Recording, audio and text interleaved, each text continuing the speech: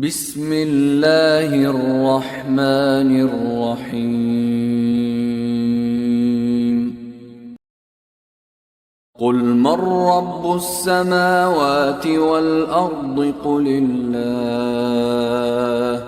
قل أفاتخذتم من دونه أولياء لا يملكون لأنفسهم نفعا ولا ضرا.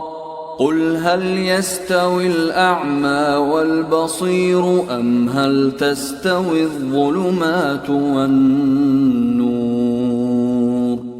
أم جعلوا لله شركاء خلقوا كخلقه فتشابه الخلق عليهم. قل الله خالق كل شيء وهو الواحد القهار.